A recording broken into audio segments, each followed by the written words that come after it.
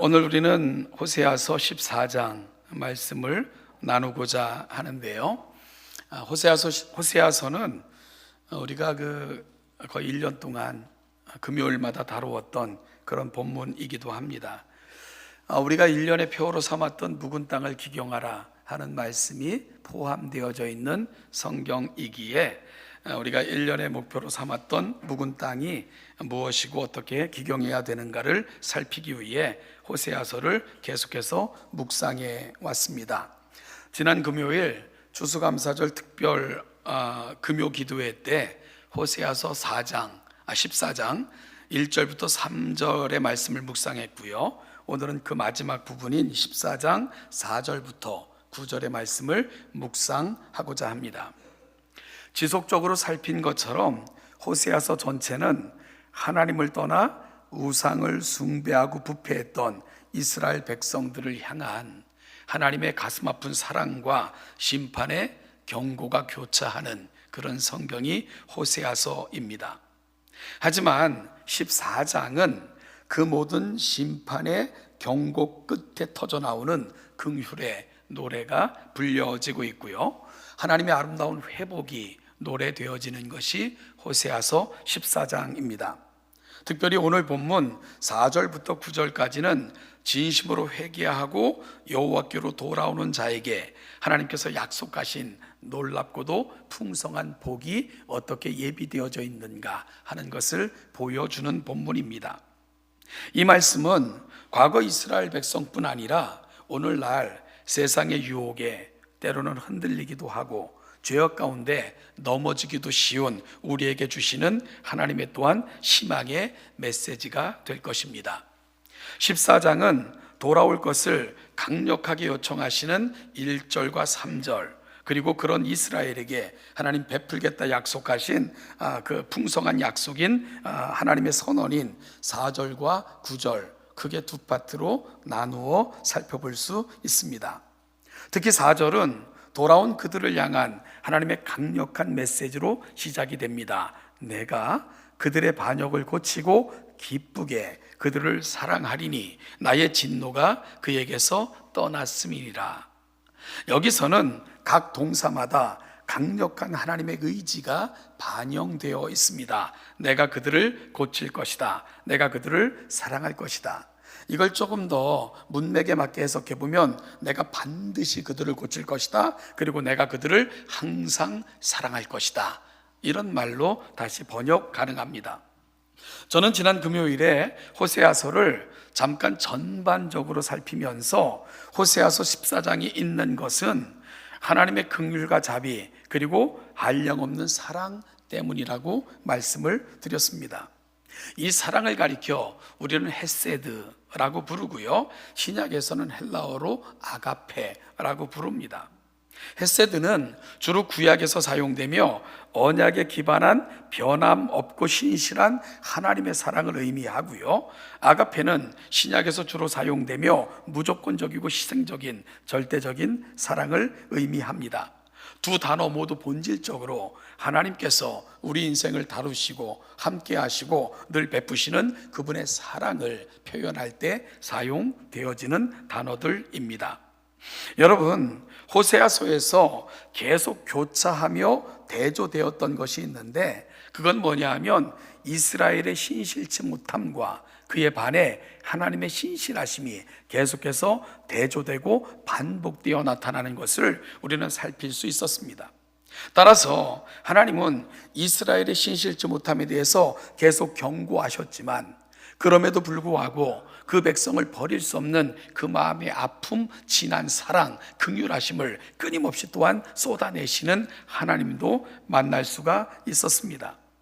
우리가 호세아서를 이스라엘의 관점에서 이스라엘을 기준으로 이스라엘의 모든 것을 근거로 읽으면 그들은 그들의 죄악으로 인하여 멸망하였더라, 수치와 슬픔으로 끝났더다라고 그런 결론에 이를 수밖에 없습니다.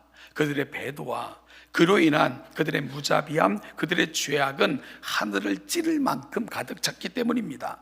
따라서 그들의 모든 것이 근거로 그들의 삶의 결론을 주어진다면 그들은 멸망으로, 슬픔으로 비극으로 끝날 수밖에 없었을 것입니다. 여러분, 그럼에도 불구하고 이 아름다운 호세아서 14장 회복의 장이 펼쳐져 있었던 것, 있을 수 있는 것, 그것은 단 한 가지 이유 때문입니다. 바로 하나님의 신실하심입니다.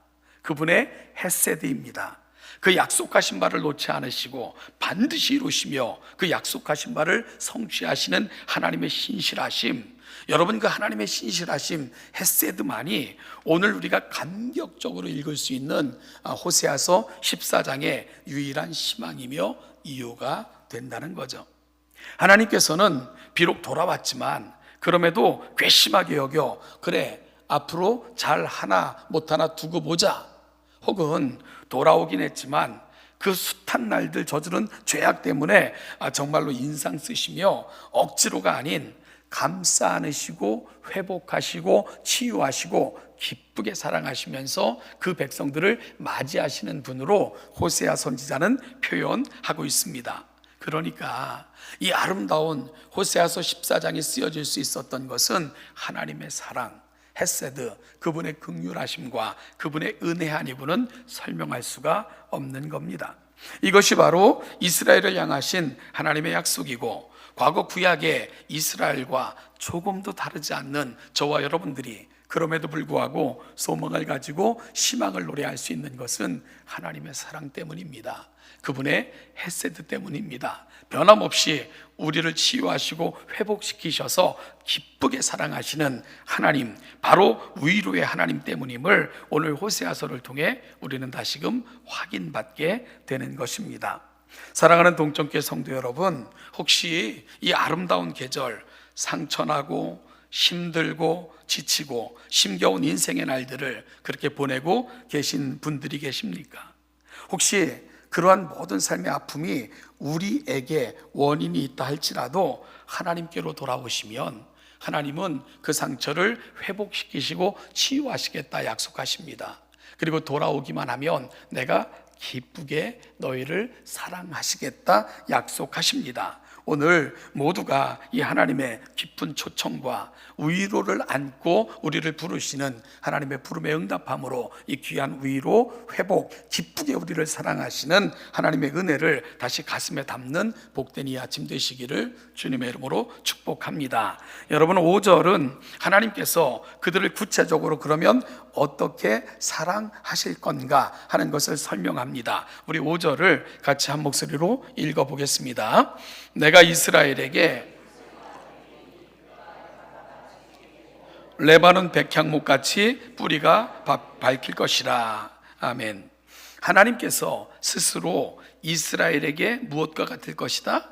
이슬과 같을 것이라 라고 말씀하셨습니다. 이슬과 같을 것이라. 무슨 의미일까요? 여러분, 이 말씀의 의미를 알기 위해서는 당시 팔레스타인의 기후와 환경에 대한 조금의 이해가 필요합니다. 팔레스타인의 기후는 크게 두 시기로 구분이 되는데요, 4월부터 9월까지를 건기, 10월부터 3월까지는 우기라고 부르며 건기와 우기가 분명하게 구분되어져 있는 두 시기로 나눌 수가 있습니다. 그래서 4월 초에 오는 비를 늦은 비, 9월 중순에 오는 비를 이른 비라고 부르기도 합니다. 모든 생물은 비가 오지 않으면 생존할 수 없습니다. 그런데 그 지역을 여행해 보거나 여러 가지 정보를 통해 확인해 보면 그 땅은 6달이나 되는 우기가 건조한 바람을 끊임없이 일으켜서 모든 땅이 마치 황무지처럼 변하는 그 뜨거운 태양이 자결하는 그 땅이 바로 팔레스타인 땅입니다. 지금 그 날씨가 조금 서늘해지니까 이제 히터를 트니까 제가 목이 되게 타요. 그러니까 설교를 할 때, 그러니까 이게 건조한 바람이 계속 분다는 것은 모든 대지를 타는 목마름으로, 그리고 또한 모든 생명체가 숨을 쉴 수 없는 그런 공간을 만들어내는 거죠. 그럼에도 불구하고 6달 동안이라 되는 이 건기 동안 생물이 그 땅에서 어떻게 버티고 유지될 수 있을까? 바로 이슬 때문입니다. 이 시기 초목과 농작물의 절대적인 영향과 또한 필요한 물을 공급하는 것이 바로 이슬입니다. 팔레스타인은 지중해와 요단강의 습도와 심한 일교차 때문에 연간 260일 이상 이슬이 내린다고 알려져 있습니다. 여러분, 강수량이 절대적으로 부족한 땅에서 이슬은 농작물의 절대적인 생명수가 되어주는 땅, 그 땅이 바로 팔레스타인입니다. 따라서 하나님께서 이스라엘에게 이슬과 같으리라, 내가 너에게 이슬과 같을 거야 라는 말씀을 들었을 때 이스라엘 백성들은 그 말이 무슨 의미인지 아주 분명하게 이해했을 것입니다. 아, 하나님께서 우리에게 어떠한 분이 되어주시겠다는 거구나 하는 것을 아주 분명하게 이해할 수 있었을 것입니다. 이슬은 건조하고 척박한 땅에 스며들어 생명을 공급하여 식물을 자라게 하는 필수적인 요소인 것처럼 하나님께서 그들의 삶에 찾아가셔서 지속적이고 생명력 있는 은혜를 공급하시겠다는 약속, 그것이 바로 내가 너희에게 이슬과 같을 것이야 라는 말씀이 가고 있는 자리라는 거죠. 사실 이슬은 밤에 내립니다. 모두가 잠들어 있는 밤에 이슬은 만들어집니다. 따라서 모두가 이슬이 만들어지는 그 밤에는 다 잠들어 있기 때문에 이슬이 만들어지는 것조차 모르지요. 그럼에도 이슬은 밤새 맺혀 함께 어우러지고 그리고 또 흘러 작은 실개천도 되고요. 그렇게 생명의 젖줄이 되어줍니다. 여러분, 하나님은 비록 보이지 않으시지만 여전히 일하시고 마치 밤에 이슬을 만들듯 우리 삶의 자리에도 그렇게 일하시는 하나님인 줄 분명히 믿습니다. 마치 밤에 이슬이 만들어져 그것을 통해서 온 대지를 적셔 생명을 만드는 것 같은 하나님의 역사는 오늘 우리의 삶에도 여전히 계속되어지는 그분의 은혜일 것입니다. 이 사실이 우리의 가슴 속에 다시금 소망으로 자리 잡는 귀한 아침이 되기를 소망합니다. 여러분, 이어지는 본문들은 하나님께서 이스라엘에게 이슬과 같으심으로 되어질 놀라운 은혜가 무엇인가를 구체적인 이미지로 설명해내기 시작을 합니다. 먼저는 그들은 이로 인하여, 즉 이슬과 같은 하나님의 은혜로 인하여 백합화같이 아름답게 필 것이고 백향목같이 뿌리가 박힐 것이다 라고 말씀하셨습니다. 백합화는 이스라엘 전역에서 볼 수 있는 아주 흔한 꽃입니다. 전역에 아주 흐드러지게 그렇게 피는 꽃이 마치 우리로 야생화 같은 꽃이 바로 백합화입니다. 특별히 뿌리가 박히는 백향목을 레바논 백향목이라고 부르면서 하나님께서 그 백성들을 뿌리 깊은 백성으로 만드시겠다, 견실하게 만드시겠다라고 약속을 하면서 특별히 그 백향목을 레바논 백향목이라고 언급하고 있는 것을 보게 됩니다. 왜 백향목 앞에 레바논 이라는 지역을 특별히 붙여 하나님이 그 백성을 뿌리 깊게 하셔서 견실히 보호하시는 이미지를 레바논 백향목의 이미지로 설명하고 계신 걸까요? 이 레바논 백향목은 고대 근동에서 가장 품질 좋고 고급 목재로 그렇게 알려져 있는데요. 그래서 성경에서는 견실함과 위엄을 상징할 때 특별히 레바논 백향목이라고 명시합니다. 이 레바논 산맥은 고대부터 이 백향목의 주요 산지였는데요. 이 지역의 백향목은 무려 30m 이상 키가 자라고 그리고 수령이 수백 년에 달할 정도로 향이 좋고 내구성이 뛰어난 그런 목재로 알려져 있습니다. 그래서 건축용으로도 최고의 목재로 알려져 있어서 솔로몬이 그 성전을 지을 때 사용한 목재가 바로 레바논으로부터 가져온 백향목을 사용하고 있는 것을 보게 됩니다. 그런데 성경은요, 이 백향목을 또한 많은 이렇게 비유로 이 백향목을 통해서 하나님께서 원하시는 그 이미지를 설명하는데, 특별히 시편 92편 12절을 보면 의인은 레바논의 백향목 같이 성장하리로다 라고 표현하면서 하나님의 은혜를 머금고 견실하게 자라는 하나님의 백성들의 모습을 레바논의 백향목에 비유하고 있는 것을 또한 보게 됩니다. 여러분, 따라서 이 레바논의 백향목으로 이슬같이 임한 하나님의 은혜가 이스라엘 백성들에게 견실하게 뿌리내리게 하겠다는 것을 이 구체적인 의미를 통해 하나님은 생생하게 말씀하고 계신 겁니다. 제가 두 개의 사진을 좀 보여드리려고 해요.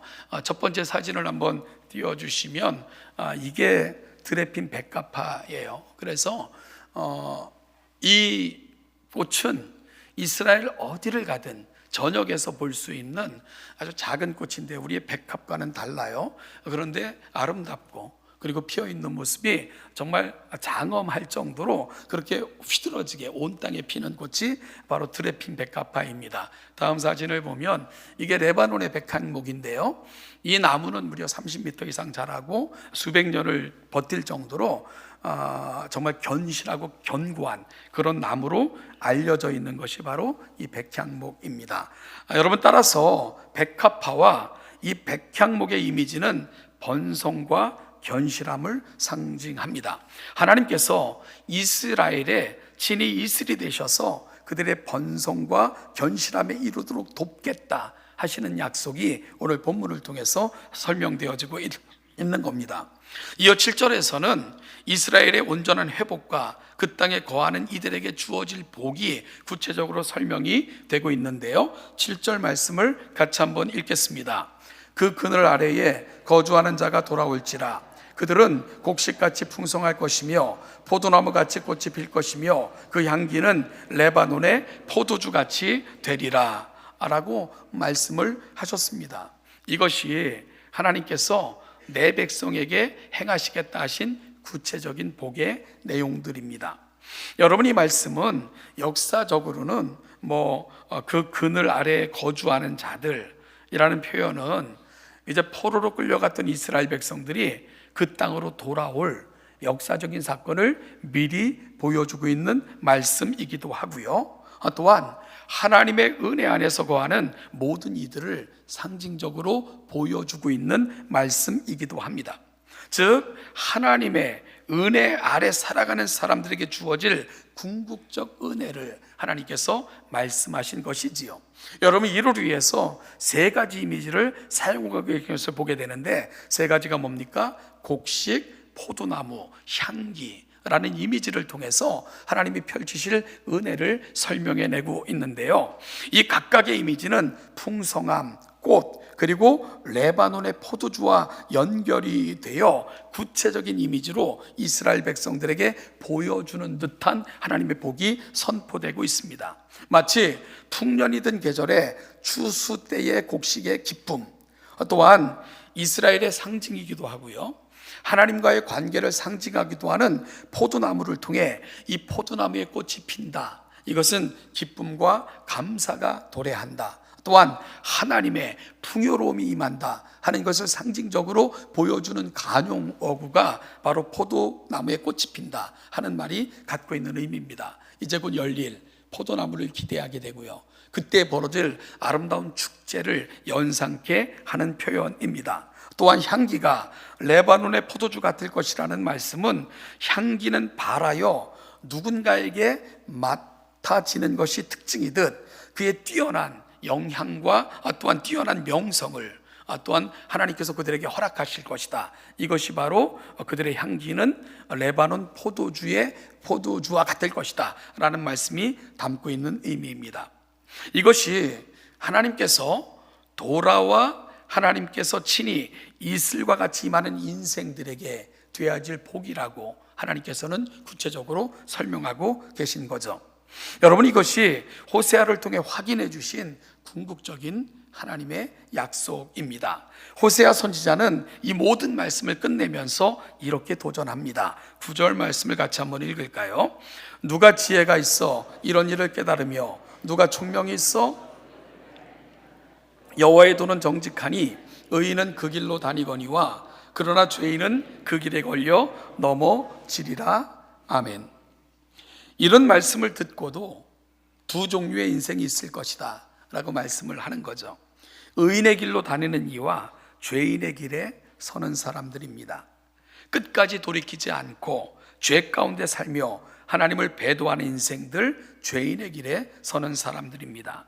그들은 자신들의 꾀와 스스로 택한 길에 걸려 넘어질 것이다. 그것이 그들의 결론일 것이다 라고 경고합니다. 이에 반해 호세아 선지자는 강력한 도전을 통해 지혜가 있고 총명한 인생이 될 것을 권면하고 있습니다. 그게 뭡니까? 바로 하나님의 거룩한 진리를 깨닫고 그 뜻을 알고 그 길로 행하는 인생이 될 것을 오늘 본문을 통해 권면하고 있는 거죠. 그런 인생을 가리켜 의인의 길을 걷는 사람이라고 표현하고 있는 거예요. 여러분, 그러면서 여호와의 도는 정직하여 라는 표현을 사용하고 있는데요, 하나님의 도가 정직하다, 그것은 하신 말씀을 반드시 이루시고 약속하신 바를 성취하시는 하나님, 그 하나님을 가리켜 그의 약속은 정직하다라는 표현을 통해 하나님을 보여주고 있는 거죠. 그렇다면 오늘 이 아침 저와 여러분들이 해야 할 일은 무엇일까요? 여러분, 지난 금요일에 살핀 것처럼 호세아는 이 놀라운 복과 은혜, 예비하시고 기다리시고 준비하시고 베푸실 하나님, 그 하나님 앞에 우리는 어떻게 해야 될 것인가, 그 말씀을 권면함으로 14장을 시작을 했습니다. 뭐라고 권면합니까? 여호와께로 돌아가자는 것입니다. 하나님께 어떻게 돌아가느냐? 너는 말씀을 가지고 여호와께 돌아와서 아뢰라 라고 권면을 합니다. 여러분, 말씀을 가지고 여호와께 돌아오라 라는 권면은 매우 귀한 도전을 담고 있는 권면입니다. 우리가 흔히 오해하는 것이 돌아섬, 회개에 대한 오해가 종종 있는 것 같아요. 우리가 때로는 말씀을 듣거나 아니면 기도에 참석을 하거나 찬양을 할 때나 우리 마음이 찔림이 있을 때가 있어요. 우리가 살아왔던 삶이 어떤 그 삶 때문에 슬퍼질 때가 있고요, 때로는 그것 때문에 괴로울 때가 있어요. 그래서 때로는 눈물을 흘리기도 하고 그것 때문에 괴로워하기도 합니다. 그러면서 우리는 그걸 회개했다라고 표현하기도 해요. 그런데 그것은 회개의 시작점에 선 것이지 그걸 가리켜서 회개라고 말하지는 않습니다.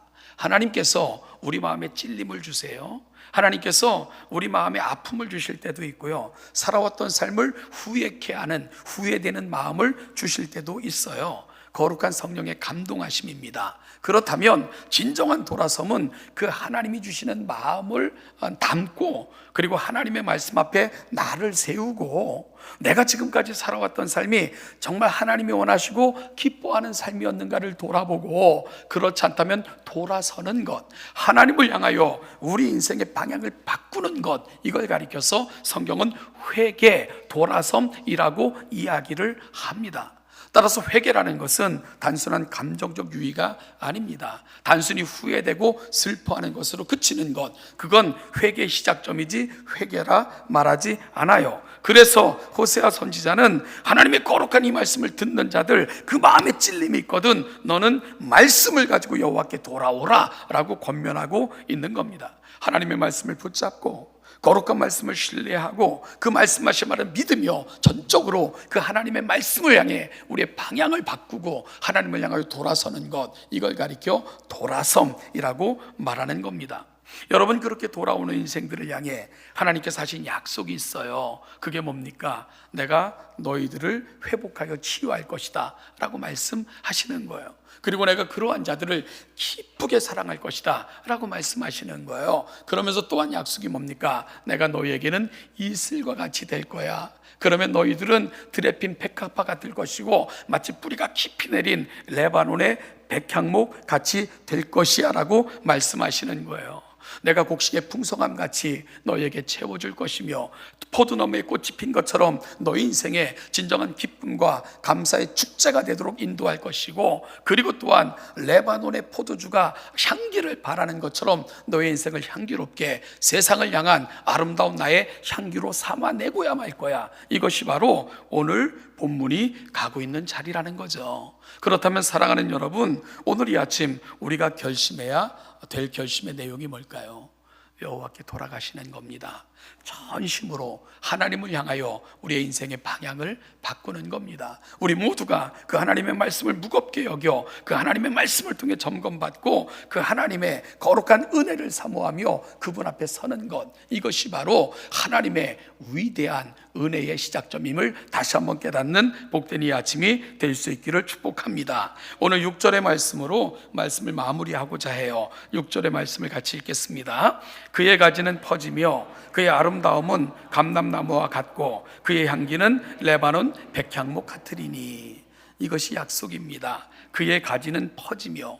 여러분, 야곱이 하나님 앞에 서기 전 요셉을 축복하는 장면이 나와요. 그 축복의 내용을 보면 너의 가지는 담장을 넘을 것이다 라는 표현이 있어요. 가지가 담장을 넘는다는 것은 영향력을 말합니다. 모두가 볼 수 있도록 하나님께서 그를 사용하시겠다는 하나님의 약속입니다. 오늘 호세아 선지자는 하나님께로 돌아와 하나님을 붙들고 그분이 주시는 은혜를 받는 인생들은 그의 가지가 퍼지고 그의 아름다움은 감람나무 같고 그의 향기는 레바논 백향목 같을 것이다 라는 약속을 오늘 본문을 통해서 주시고 계신 거죠. 저는 오늘 이 추수감사절을 맞이하여 정말 우리의 진정한 감사는 하나님이 우리에게 주시는 은혜로부터 시작됨을 다시 한번 확인받을 수 있기를 소망하며, 하나님이 여러분에게 베푸실 그 놀라운 은혜가 여러분 인생에, 여러분 가정에, 여러분 자녀들에게까지 가지가 번성하여 넘쳐나는 것 같이 복이 임하여 그 진정한 기쁨과 감사로 충만히 하나님 앞에 세워지는 여러분들과 여러분들의 가정, 여러분들의 자녀가 되시기를 주님의 이름으로 축복합니다.